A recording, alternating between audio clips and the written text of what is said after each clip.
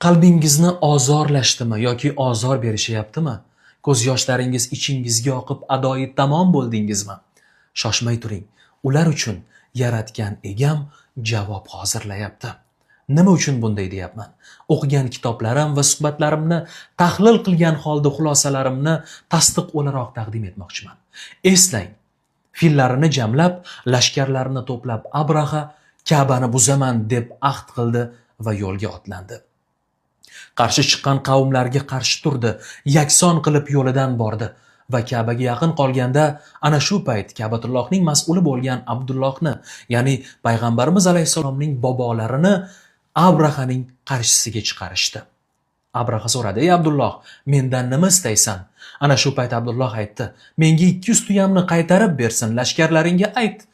Abraha hayron bo'ldi. "Men Ka'bangni buzaman deb kelsam-u, sen mendan 200 tuyangni so'rayapsanmi?"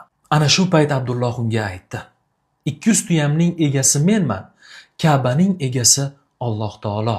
Uni o'zi himoya qilib oladi." Abdulloh ortga qaytdi va Ka'baning eshiklariga osilib: "Ey yaratgan egam, sen qurdirgan bu uyni bandalaring himoya qila olmaydi. Uni o'zingga topshirdim", dedi-yu ketdi. Ana shu payt Abrahaning katta-katta fillari Ka'ba tomon yurishdan bosh torta boshladi. Ortga qaratishsa yurar, ammo Ka'ba tomon qadam tashlashga majburlashsa ham yurishmasdi. Osmonda ana shu payt abobil qushlari paydo bo'ldi. Tumshuqlaridan shu qadar toshlarni zarb bilan otardiki, katta-katta fillar yakson bo'lardi. Abrahaning o'zi ham jarohat olib, Yamanga yeta olmasdan yo'lda nobud bo'ldi.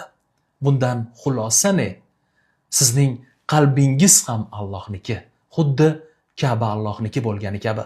Qalbingizni ham yaratgan egamning o'zi himoya qilib oladi, xuddi Ka'basini himoya qilgani singari. Eslamaysizmi?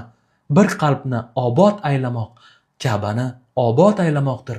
Bir qalbni vayron aylamoq Ka'bani vayron aylash bilan teng. Hammasini yaratganga topshiring. Kurashdan to'xtang. Kuchingiz yetmasa, kuchi yetadigan zot yuqorida kuzatib turibdi.